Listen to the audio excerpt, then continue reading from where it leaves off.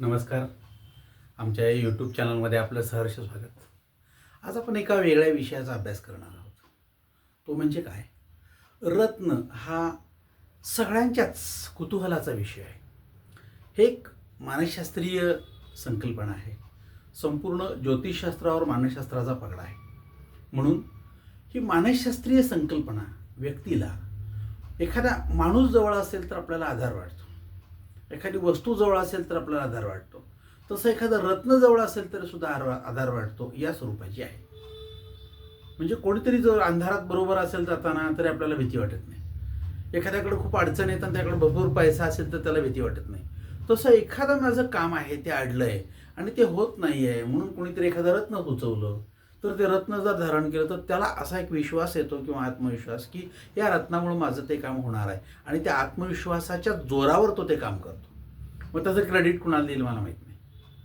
परंतु समाजामध्ये 3 प्रकारचे लोक दिसतात. ज्यांना या रत्नांच्या वापराचा छान अनुभव आला असे लोक आहेत. काही लोक असे आहेत की ज्यांना या रत्नाच्या वापराचा काहीच अनुभव आला नाही, वापरलं पण काहीही उपयोग नाही असा म्हणणारा एक वर्ग आहे. आणि एक वर्ग असा आहे की हे सगळं जे आहे हे अनर्थ आहे, यात काहीही अर्थ नाही असा म्हणणारा एक वर्ग आहे. मग ते या एकाच व्यक्तीनं या एका रत्नाला काय काय नावानं संबोधलं असेल याच्यावरून हा हेडिंगचा भाग दिसतो आपल्याला.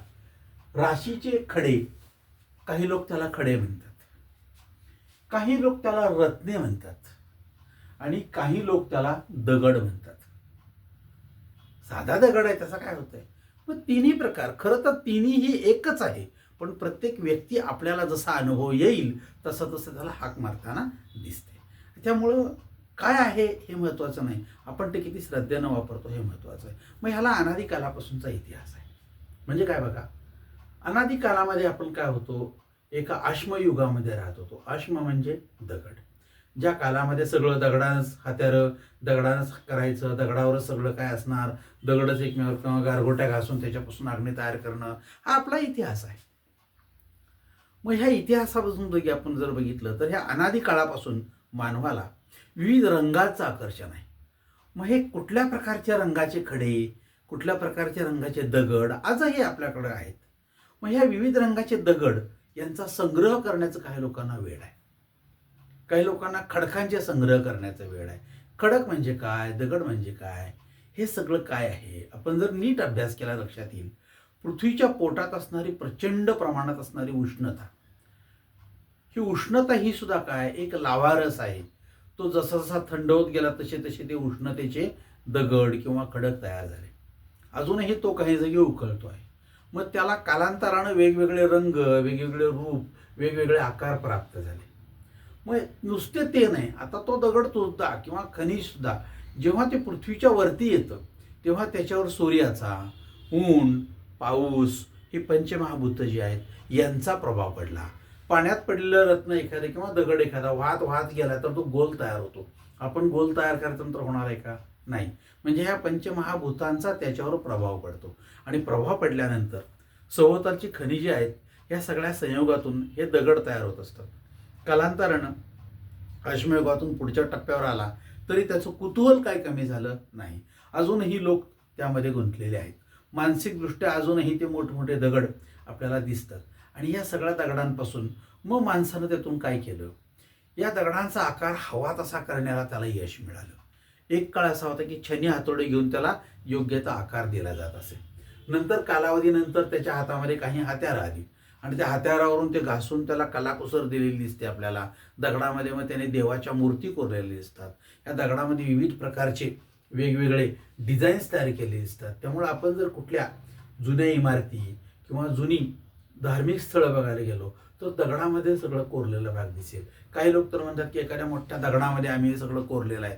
ज्यांना ह्या खरंच गोष्टींचा अभ्यास करायचा आहे त्यांनी साधं महाराष्ट्रामध्ये असणारं अजिंठा वेरूळची लेणी बघावी. ह्या लेण्यांमध्ये एका दगडामध्ये एवढं कोरलेलं दिसतं आपल्याला. मग ही कोरण्याची कला होती का? तर होती. म्हणजे या अश्मयुगानंतर सुद्धा जी कला आपल्यामध्ये आली ती आपली विकसित झाली आणि मग आपण दगडांना विविध आकार देत राहिलो. मग कालांतराने काय झालं पुढं, ह्या दगडांचा आकार आपल्याला हवा तसा देण्यात यश मिळाल्यानंतर लोकांनी त्यातून विविध रंगांची आणि आकर्षक आकाराची रत्न घडवायला सुरुवात केली. आणि मग त्या रत्नामधून त्याला आपण रत्नपारखी असं नाव दिलं. आणि आज रत्नपारखी हे आडनाव सुद्धा लोकांच्याकडे आपल्याला दिसतं. मग ही दगडांची खाण शोधण्यात त्याला काही दिवसानंतर यश आलं. म्हणजे मिळालेले दगड घडवायचे असंच नव्हे, तर दगड शोधून काढायचे आणि घडवायचे ही त्याला कला प्राप्त झाली. म्हणजे हवा तसा दगड तिथे मिळतो माहीत असल्यावर त्यानं शोधायला सुरुवात केली आणि त्यातून खाणीतून दगड तयार करायचे, दगड आणायचे, त्याला हवा तसा आकार द्यायचा. त्याला आपण पैलू पाडणे असा शब्द वापरतो. मग ते पैलू पाडणे, मग ते पैलूमध्ये इतकी कलाकुसर बारीक असेल की आपल्याला ते रत्न हातात सुद्धा घेता येत नाही. मग ते अगदी 1 ग्रॅम 2 ग्रॅम इथपर्यंत बारीक बारीक खडे आले. कालांतरानं पुढं हेच खडे जे आहेत, हे जर समजा एक ऑक्साईड या स्वरूपाचा ऑक्साईड असेल, तर ह्या स्वरूपाचं ऑक्साईड आपल्याला कृत्रिमरित्या बनवता येईल काय, याचा शोध घेतला गेला आणि कृत्रिम बनवले गेले. आणि कृत्रिम तयार केल्यानंतर त्याला आकार देण्यासाठी वेगवेगळे साचे तयार केले. आणि आज आपल्या लक्षात येईल की अगदी 15-20 रुपयाला सुद्धा आकर्षक रंगाचे खडे, चमकणारे, छान छान डोळ्याला आपल्या भावणारे असे खडे तयार होऊ लागले. आणि मग त्या लोकांनी त्याला कोंदणं तयार केली त्याची. मग ते अंगठ्यात बसवले, काही लोकांनी गळ्यात घातले, काही लोकांनी कानात घातले, त्याची आभूषणं तयार केली. हा सगळा प्रकार आपल्याला आत्ताही आकर्षक वाटतो, आपण त्याकडे खेचले जातो. मग आज बाजारामध्ये असे वेगवेगळे रत्न जर बघितले तर 84 प्रकारची रत्न आहेत असा अंदाज आहे, असं यूट्यूबवर सांगितलं जातं. आपण बघितलं तर एखाद्या रत्नावाल्याला विचारलं तर तो म्हणतो अनेक आहेत, पण साधारणपणे 84 प्रकारचे आहेत असं एक माझं मत आहे. कमी जास्त असतीलही, पण यांची किंमत करता येत नाही. 20 रुपयापासून 20 लाख रुपयापर्यंत ही रत्न, म्हणजे ही किंमत कशी ठरते ही पण अर्थशास्त्रामध्ये आलं. त्याची मागणी आणि पुरवठा या 2 गोष्टीतून पुन्हा किंमत ठरत जाते. म्हणजे ज्याची किंमत आज आहे तेवढीच उद्या असेल का नाही सांगता येत. म्हणजे एक रत्न आज आम्ही समजा लाखाला घेतलं तर उद्या ते रत्न 2 लाखाला जाईल किंवा 10,000ला पण जाईल. या प्रमाणात रत्न आपल्याला बाजारात मिळतात. मग आपण जर बघितले रत्न, तर ही रत्न जे आहेत त्यांना इतिहासामध्ये असं असायचं की गर्भश्रीमंत लोक, राजे रजवाडे ज्यांच्याकडे भरपूर पैसा आहे, ते या प्रकारचे विविध दगड विकत घेत असत, ते घडवत असत, ते घराच्या दरवाजात किंवा बाहेर लावत असत. काही जण भिंतीवर आकर्षक म्हणून लावत असत. नंतर बारीक बारीक रत्न जी आहेत ती चांगली छान घडवल्यानंतर ती गळ्यातल्या हारामध्ये आली आणि हारानंतर ती रत्न सोन्यामध्ये बसून हातामध्ये अंगठ्या, बाजूबंद ह्या सगळ्या प्रकारात सुरू झालं. मग त्या अंगठ्यांना विविध रंग आले, विविध रंगांच्या अंगठ्या तयार झाल्या. मग ह्या अंगठ्या घालल्यानंतर एका अंगठीत 2-2 खडे या स्वरूपाचे प्रकार झाले. मग लोकांनी विचारल्यानंतर ह्याचा उपयोग होतो काय, तर कोण विचारणार, तर लोकांना आपल्याकडे पद्धत काय बघा, थोड्या मोठ्यांचं अनुकरण करण्याची आपली जुनी परंपरा आहे. यामुळं सामान्यांना या रत्नाचं सुद्धा वेड लागलं. मग साहेब वापरतात म्हणल्यावर त्यांच्या बरोबरचे सगळे लोक ते रत्न वापरू लागले. आणि मग काय झालं, सगळ्यांनाच ते वापरण्याचं मात्र वेड लागलं. मग हळूहळू ही रत्न जी आहेत ना ते कुठं मिळतात, कसे मिळतात, का वापरावे, मग त्याची सल्ला देणारे रत्नपारखी आले आणि मग त्यांचा ते व्यवसाय करू लागले. हळूहळू ह्याचं व्यवसायात रूपांतर झालं आणि व्यवसायात रूपांतर झाल्यानंतर ह्याची जाहिरात होऊ लागली की मग हे बाजारामध्ये प्रचंड प्रमाणात तुमच्या गरजेनुसार उपलब्ध होऊ लागले. आणि मग ते सोनाराकडेच नव्हे तर सगळ्या दुकानात मिळू लागले. मग व्यवसाय म्हटले की जाहिरात आली, त्याची विक्री कला आली, त्याची उपयुक्तता आली, त्याची गरज आली आणि वापरणाऱ्यांचे अनुभव यातून हा दगड घराघरात पोचला. मग त्याला ज्योतिष जोडलं गेलं. विशिष्ट रंगाचा खडा, विशिष्ट राशीच्या लोकांना तो आपण वापरला तर त्याचे फायदे मिळतात. मग ह्याचं बाजारीकरण झालं असं म्हटल्यानंतर काही लोक याचं बाजारीकरण झाल्यानंतर सांगू लागले, मी तो अमका खडा वापरला माझे हे प्रश्न सुटले, मी तो अमका खडा वापरला माझे ते प्रश्न सुटले, मी ते अमका खडा वापरला त्यामुळे माझी भीती कमी झाली, कोण म्हणते माझे रोग कमी झाले, कोण म्हणते माझ्या मुलाचं शिक्षण झालं, कोणी म्हणेल मला व्यवसायामध्ये फायदा झाला, कोणी म्हणेल मला नोकरीमध्ये बढती मिळाली, कोणी म्हणेल मी घेतल्यामुळे माझी बदली व्हायची होती आणि माझ्या मनात होतं माझी बदली झाली. म्हणजे हे प्रकार, काही जण म्हणतात की भूतबाधा करणी गेली आमची. आता हे बाजारात असं सगळं आल्यानंतर लोकांच्या मनामध्ये कुतूहल निर्माण झालं आणि कुतूहल निर्माण झाल्यावर लोकांना पण असं वाटायला लागलं की अरे च्या, आपण हे सगळं करतो आहोतच, औषध, पाणी, शिक्षण, व्यापार, प्रकार हे सगळं करत असताना सुद्धा आपल्याला जर यश येत नसेल तर ते म्हणतात ना म्हणून आपण एखादा घेऊन बघूया. म्हणजे ह्यानी परफेक्ट जर व्यवसाय केल्यानंतर त्याची जाहिरात केली आणि जाहिरात केल्यानंतर काय झालं, ही विक्री कला आली, त्याची उपयुक्तता सांगणारी कार्ड आली, उपयुक्तता सांगणारी माणसं आली आणि ह्या लोकांनी उपयुक्तता सांगितल्यावर त्यांच्या वापरणाऱ्यांचे अनुभव परत आले, शब्दबद्ध केले गेले, त्यांचे व्हिडिओज केले गेले, ते लोकांच्या पुढे आणले. मग त्या तमक्या तमक्याला उपयोग झाला, तमक्या तमक्याला उपयोग झाला, मग मला होणारच ह्या भावनेतून सगळे लोक वापरू लागले. एकच नव्हे, 5-5 बोटामध्ये मिळून 5-5, 6-6, 7-7 एकेका बोटामध्ये 2-2 अंगठ्या घालणारे माणसं मला दिसली. मग नंतर त्यातून एक नवीन प्रकार उदयाला आला. एकच अंगठी, 9 ग्रह त्यामध्ये असणारी, नवग्रहांची एकच अंगठी वापरा, असाही प्रकार बाजारात आला. व्यवसाय म्हणल्यानंतर हे हळूहळू होत गेलं. ज्यांची बोटं आकर्षकपणे मोठी नाहीत, अजून त्या बोटांना विशिष्ट आकार प्राप्त झाला नाही, पण त्यांना गरज आहे, अशी शालेय विद्यार्थी, लहान मुलं, मग त्यांचा आजारपण असेल, शिक्षण असेल किंवा इतर काही प्रॉब्लेम असतील, याच्यावर सुद्धा कोणी कोणी काय केलं, रत्न सुचवले किंवा हे ग्रहांचे खडे सुचवले. मग त्यांनी ते घेतले. मग ते हातात घालता येत नाही, बोट आहे लहान, ते मोठं होणार आहे, मग त्यापेक्षा मग त्याचं पेंडल तर करायचं, म्हणजे गळ्यात घालण्यासाठी लॉकेट करायचं, त्या लॉकेटमध्ये घालायचं आणि मग ते काळ्या दोऱ्यामध्ये किंवा विशिष्ट रेशमी दोऱ्यामध्ये किंवा एखाद्या चेनमध्ये ते लॉकेट गळ्यात घालायचं, ही प्रथा सुरू झाली. म्हणजे हातातच नाही तर गळ्यात सुद्धा वापरायला सुरुवात झाली. आणि असं जर प्रकार बघितला तर असं लक्षात येईल, आत्ता बाजारामध्ये कोणतीही व्यक्ती बघितली तर सतत कोणत्या ना कोणत्या अडचणी व प्रश्न यांना ती सामोरे जात आहे. त्यासमोर अनंत अडचणी आहेत, तो सगळे प्रयत्न करतो, पण त्या अडचणी ज्या आहेत त्याच्यावर मात करणं त्याला जमत नाही. काही वेळेला थोडंफार यश येतं, काही वेळेला प्रचंड यश येतं आणि काही वेळेला अजिबातच यश येत नाही. मग अशा वेळेला त्याला कोणीतरी सुचवतं, अरे अरे हे करून बघ, आणि मग लोक ते सुचवलेले उपाय आहेत त्याकडे वळायला सुरुवात झाली. मग कोणी रत्न वापरण्याचा सल्ला देतो, हा सुद्धा एक मानसशास्त्रीय सल्ला आहे. आपण ते वापरल्यामुळे आपली मानसिकता बदलते, हे तितकंच खरं आहे. एखादी गोष्ट वापरल्यामुळे आपली मानसिकता बदलते. बघा, पेपरला जाणारा मुलगा, त्याच्याकडे एक पेन आहे, त्याच्या डोक्यात विचार आहे, समजा शाई संपली, समजा बंद पडला तर, आणि त्याच्याकडे 2 पेन जादा एक्स्ट्रा असतील तर त्याच्या डोक्यात आपल्याला अडचण येईल हा विचार सुद्धा येणार नाही. म्हणजे मानसशास्त्रीय दृष्ट्या तो प्रगल्भ आहे. एकच पेन असतं तर त्याला मात्र त्या गोष्टीची सतत काय झाली असती, जाणीव झाली असती की आपल्याला अडचण आली तर. म्हणजे आपण लक्षात घ्या, मानसशास्त्रीय दृष्ट्या जर तुम्हाला सक्षम व्हायचं असेल तर तुमच्याकडं काहीतरी असायला हवं. मग तो दगड असेना, पैसा असेना, वस्तू असेना, माणूस असेना, मग ज्यांच्याकडे हे भरपूर आहे त्यांचे सुद्धा प्रश्न प्रचंड मोठ्या प्रमाणात तयार झाले. मग असं जर बघितलं, मग एकाला 2 खडे, यातून त्या प्रचंड मोठ्या प्रमाणात 4-4 अंगठ्या घालण्याची सुरुवात झाली. आणि काही लोकांची पद्धत अशी आहे की काही लोकांना समाजातल्या आपल्याला खरोखरच अडचण आहे म्हणून त्या अंगठ्या घालण्याची सवय आहे. काही लोकांना उलट आहे, माझ्याकडे आहे हे दाखवण्याचं आहे. जी बाजारातली सगळ्यात मोठी खंत काय, आता तुम्ही सुखी आहात हे लोकांना दाखवण्यासाठी प्रचंड खर्च करून आपण मी सुखी आहे याची जाहिरात करण्याची पद्धत आहे. मग ते 4-4 अंगठ्या, त्यात घातलेले ते खडे, ते दिसतील असे मोठे एवढे खडे, ते सारखे पुढं दाखवता येतील अशा प्रकारची वागण्याची पद्धत, गळ्यामध्ये किलो किलो सोनं, ही काय पद्धत आहे? तर आपण लोकांना दाखवत आहोत की मी सुखी आहे. सुखी आहे दाखवायची गरजच नसते खरं तर कधी, पण प्रचंड स्पर्धेमुळे लोकांना असं वाटतं की आपण ते दाखवावं. त्यातूनच प्रकार कदाचित हा मनोवैज्ञानिक प्रकार आहे की जो दाखवता येत नाही आणि सांगता येत नाही, मग निदान आपण त्याचं प्रदर्शन तरी करावं, या हेतूतून ते सगळं आलं.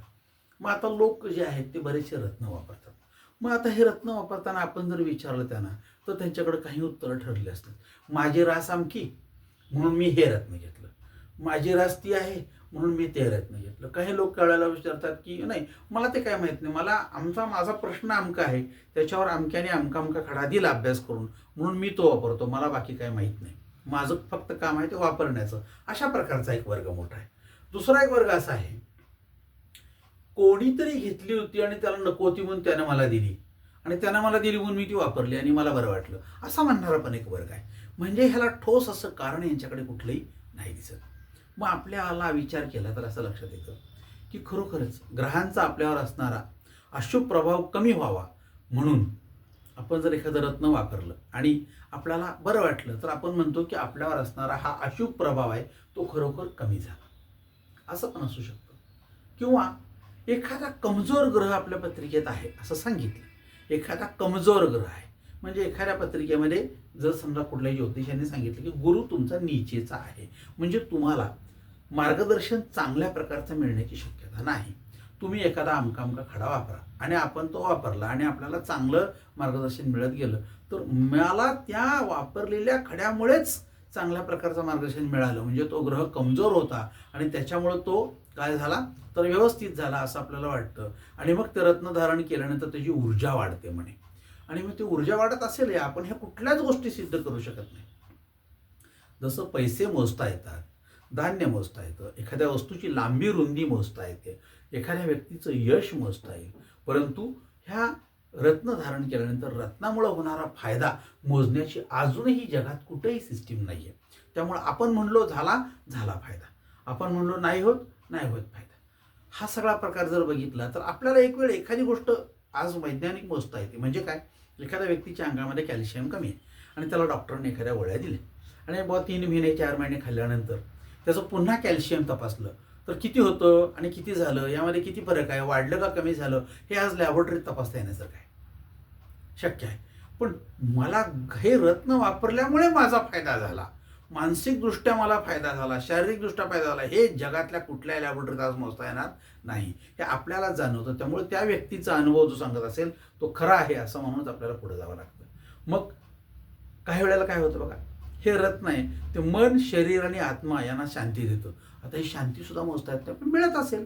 मिळाल्याशिवाय तो खोटं सांगतोय, तो काय जाहिरात करायला त्याचं काय त्यानं पैसे घेतलेत नाही. पण लोक स्वतः हे सांगतात, हे घातल्यामुळे मला मनशांती मिळाली, मला त्यामुळे काय झालं, आत्मिक ऊर्जा मिळाली. काही लोक सांगतात माझी आध्यात्मिक प्रगती झाली. आध्यात्मिक प्रगती म्हणजे मी इतका अध्यात्मात नव्हतो, पण आता मला मानसिकदृष्ट्या खूप अध्यात्म जवळचं वाटायला लागलं आणि मला साक्षात्कार होऊ लागले, असा पण म्हणणारा एक वर्ग आहे. काही लोकांचं असं म्हणणं आहे की हे ऊर्जा क्षेत्र आहे की नाही, हे एनर्जी फील्ड तयार करतं. म्हणजे काय, तर माझ्या अंगात असणारी ऊर्जा बऱ्याच वेळेला ती काही कमी असते, काही वेळेला जास्त असते. काही वेळेला ऊर्जा कमी असते, त्यावेळेला आपण उन्हात वगैरे बसतो बघा, शेकत बसतो आपण, त्यावेळेला आपल्या अंगातली ऊर्जा कमी असते म्हणून आपल्याला गरम वाटतं. पण काही वेळेला आपल्या अंगात ऊर्जा जास्त असते, मग ती जर कमी असेल तर हे रत्न जास्त करतं, काही वेळेला जास्त असेल तर हे रत्न संतुलित करतं असं म्हणतात. त्यामुळं आपण ह्या गोष्टी जर आहेत त्या आपण मानू शकत नाही, पण काही लोकांचा अनुभव असेल. काही लोक म्हणतात की हे रत्न व्यक्तीच्या सवयी दूर करतं. मग काही आपल्याला सवयी असतील तर त्या सवयींसाठी रत्न घातला आणि सवयी कमी झाल्या तर रत्नामुळे सवयी कमी झाल्या असा म्हणणारा एक मोठा वर्ग बाजारामध्ये आहे. काही लोक आहेत की एखादा आजार असतो आणि तो आजार जो आहे ते रत्न वापरल्यामुळे माझा कमी झाला किंवा बरा झाला असा म्हणणारा वर्ग आहे. मग त्याला पण शेवटी रत्नाची जोड दिली जाते. असे काही प्रकार आहेत. काही लोकांचं उलट आहे, लग्न जमत नाही, मग ते रत्न घातलं आणि 6 महिन्यात लग्न जमलं. असा एखादा जर समजा अनुभवाचा ठेवा बाजारात दिसला तर ज्यांची लग्न व्हायची ती सगळेच रत्न घालायला लागतात. झालं तर झालं, त्याला काय होतंय, एवढं काय खर्च आहे त्याचा, असं म्हणून मग एकाच्या त्या वक्तव्यामुळे बाजारात 25 नवीन लोक रत्न घालायला तयार होतात. कदाचित त्याचं लग्न त्याच्यामुळे झालं नाही असं आपण सिद्ध करू शकत नाही, पण झालं असेल, मग त्याला वेगळी पार्श्वभूमी असेल. प्रत्यक्षामध्ये आपण यात कार्यकारण भाव सिद्ध करू शकत नाही, ही वस्तुस्थिती आहे. त्यानंतर काही वेळेला व्यवसायात यश मिळत नसेल आणि कोणतरी म्हणलं मला व्यवसायात यश मिळालं रत्न घातल्यापासून, तर ज्यांचे व्यवसाय आहेत आणि ज्यांना यश कमी असं वाटतं ते सगळेजण रत्नाच्या मागे धावताना दिसतात. मग प्रत्येक व्यवसायाच्या हातामध्ये रत्नाच्या आपल्याला अंगठ्या दिसू लागतात. काही लोकांचं उलट आहे, संतती होत नाही. मग संततीसाठी मी अंगठी घातली आणि मग संतती मला फलदायी ठरली असं म्हणणार लोक आहेत. त्यामुळे ज्यांना संतती नाही ते संततीसाठी अंगठ्या घालताना दिसतात आपल्याला आज. त्यानंतर काही लोक आहेत माझी बदली होत नाही, सगळे प्रयत्न झाले, मग कोणतरी म्हणतंय अमका खडा तुमच्या राशीला आहे तो घाला, तुमच्या बदलीचं काम होईल. आणि झटदिशी काम झालं म्हणलं की सगळे बाकीचे ते रत्न घातलं की बदली होती असा म्हणणारा एक वर्ग बाजारामध्ये आहे. आपण कोणालाच चुकीचं म्हणू शकत नाही, कारण प्रत्यक्षात ते लोक सांगत असतात, तो त्यांचा वैयक्तिक अनुभव असतो. आता त्याला बाजारात बाकीच्या काही पार्श्वभूमी असेलही, आपण तिकडं न जाता या गोष्टी ऐकतो, त्यामुळे आपला त्याच्यावर विश्वास बसतो. पार्श्वभूमी 100% असली पाहिजे, परंतु आपण त्यात जात नाही. त्यानंतर काही लोकांना करणी भानामती आणि भूतबाधा असे अनुभव सारखे येत असतात. म्हणजे आपण म्हणतो की त्यांचं वागणं थोडंसं ॲबनॉर्मॅलिटी असतं. मग हे ॲबनॉर्मल वागणं जे आहे त्याला काही सापडलं नाही तर ही एक प्रकारची मनोविकृतीच आहे. पण ज्याला मनोविकृती म्हणलं की एखाद्या सायकॅट्रिस्टकडे दाखवण्यापेक्षा करणी झाली आहे, भूतबाधा झाली असं म्हणतात आणि मग ते रत्न घातल्यानंतर कमी झाली तर ते भूतबाधा कमी झाली असाही म्हणणारा मोठा वर्ग बाजारामध्ये आहे. काही लोकांचं उलट आहे. काही लोक म्हणतात की सगळं आहे खरं माझा भाग्योदय होत नाही. भाग्योदय म्हणजे नेमकं काय? तर प्रत्येकाच्या भाग्योदयाच्या व्याख्या वेगळ्या आहेत. मग भाग्योदयासाठी रत्न दिली जातात आणि भाग्योदय होतो. मग काय म्हणतात मुलं झाल्यावर भाग्योदय आहे, काय म्हणतात लग्न झाल्यावर भाग्योदय आहे, काय म्हणतात नोकरी लागल्यावर भाग्योदय, काय म्हणतात गाडी घेतल्यावर भाग्योदय, काय म्हणतात मोठं घर बांधल्यावर भाग्योदय. त्याच्यापेक्षा काही लोक म्हणतात नाही मला अमकं माझ्या स्वप्नात होतं किंवा माझ्या डोक्यात होतं आणि ती गोष्ट घडल्यानंतर माझं भाग्योदय असा म्हणणारा वर्ग आहे. त्यामुळं प्रत्येक घटक हा वेगवेगळ्या पद्धतीनं याचं विश्लेषण करताना दिसतो. राजकारण्यांचं उलट आहे. ते म्हणतात मला राजकारणात यश नव्हतं मग मी अमक्या अंगठ्या घातल्या आणि मला राजकारणात यश आलं. सगळे चेले अंगठ्या घालायला सुरुवात करतात. त्यांना पण स्वप्न पडू लागतात आपण पण आमदार होणार, आपण पण खासदार होणार, आपल्याला पण अमका मिळणार, आपण नगरसेवक होणार. झालं ती अंगठी घातली की निदान त्या दिशेनं तरी चालायला लागलो अशा स्वरूपाचं. म्हणजे आपण आशेपोटी या सगळ्या गोष्टी करताना दिसतो आणि या सगळ्याची जाहिरात होताना दिसते. काही लोकांचं उलट आहे. काही लोक असं म्हणतात की लग्न केलंय खरं मला वैवाहिक सौख्य कमी आहे. मग कोणीतरी एखादी अंगठी देतं आणि मग रत्न घातलं की त्याला 4-6 महिन्यात असं दिसतं की नाही बायकोचं प्रेम वाढलंय बरं का काही म्हणा असा म्हणणारा वर्ग आहे. काही स्त्रिया आहेत काय नवरा फारसं लक्ष देत नाही आणि ती अंगठी घातल्यापासून बघा ते सारखं मला विचारतात सगळ्या गोष्टी असा म्हणणारा वर्ग आहे. त्यामुळं वैवाहिक सौख्यासाठी सुद्धा रत्नांची बाजारामध्ये मागणी दिसते. सगळ्या प्रकारचे लोक बाजारात दिसतात आपल्याला. आपण फक्त बाजारात लक्ष ठेवण्याचं काम व्यवस्थित केलं पाहिजे. काही लोक म्हणतात कोर्ट कचेरीत यश नाही, एखादा खटला खोकला खूप दिवस झाले पडू नये, पुढं जातच नाही आणि ही अंगठी घातली आणि एखादी जज बदलले आणि झाड दिवशी त्यांनी काय केलं झटाझटा निर्णय घ्यायला सुरुवात केली आणि केस निकाली गाडी माझ्या फायद्याची झाली, माझ्यासारखी झाली आणि मग मला फायदा झाला. कशामुळे झाला? रत्नामुळे झाला असा म्हणणारा वर्ग आहे. त्यानंतर काही लोकांना हाऊस म्हणून घालण्याची पद्धत आहे. हाऊस भरपूर पैसे आहेत, छान चांगली रत्न वेगवेगळ्या कलरची वेगवेगळ्या प्रकारची घालायची, त्याचा काही त्यांच्यात राशीशी नक्षत्रांशी काही संबंध नाही. हाऊस म्हणून घालणारा मोठा वर्ग बाजारामध्ये आहे. काही वेळेला असे सुद्धा म्हणतात एक मला हाऊस म्हणून कुठलं तर छान रत्न द्या, जास्त खर्च नको पण मला हाऊस आहे अंगठी घालायची असा पण म्हणणारा वर्ग आहे. काही लोक असे आहेत की ज्यात अंगठी हा जो प्रकार आहे त्यात रत्न नाही आहे पण अंगठ्या घातलेल्या आहेत.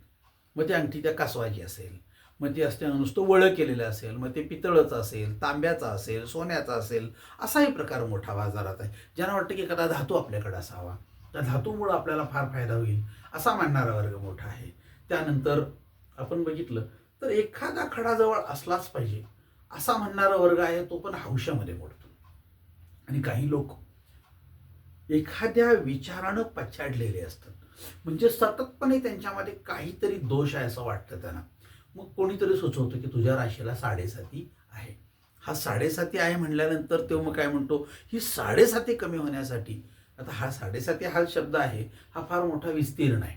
मग त्यामध्ये खडा जर वापरला तर तुमचे 7.5 म्हणजे होणारा मानसिक शारीरिक अधिभौतिक भौतिक अधिभौतिक असे जे आपले जे दोष आहेत ते दोष कमी होतील आपले, म्हणून आपण रत्नांचा वापर करतो. मग असाही मोठा वर्ग दिसतो की 7.5 मला अमकं रत्न वापरायचं आहे. मग आता हे जर आपण प्रकार बघितले असतील तर माझा गेल्या 25 वर्षाचा मी अनुभव सांगतो तुम्हाला. तो म्हणजे असा की यामध्ये 2 वेगवेगळे विचार प्रवाह दिसतात. एक विचार प्रवाह असा आहे की राशीनुसार रत्न वापरावं असा म्हणणारा एक ज्योतिषांचा वर्ग आहे.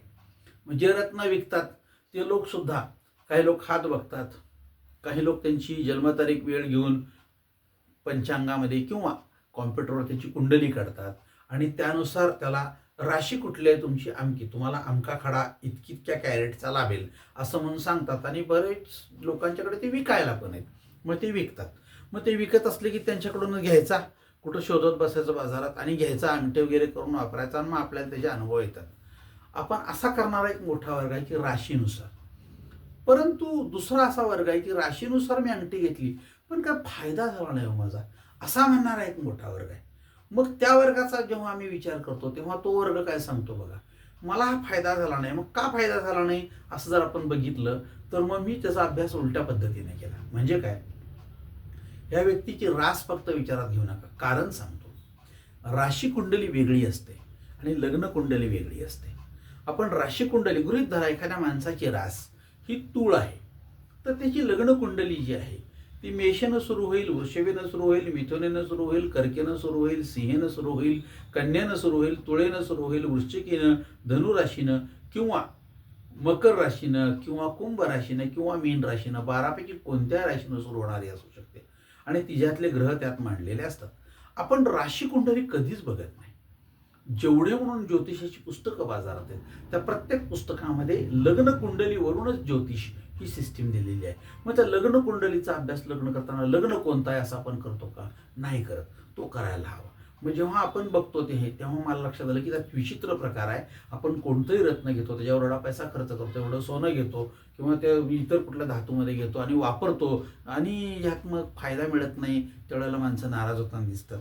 मग काय तर आपल्या लग्न कुंडलीतले ग्रह आणि आजचा भेडसावणारा प्रश्न यांचा एकत्र विचार केला आणि जर एखादं रत्न घेतलं तर 100% तुम्हाला त्याचे फायदे मिळतात.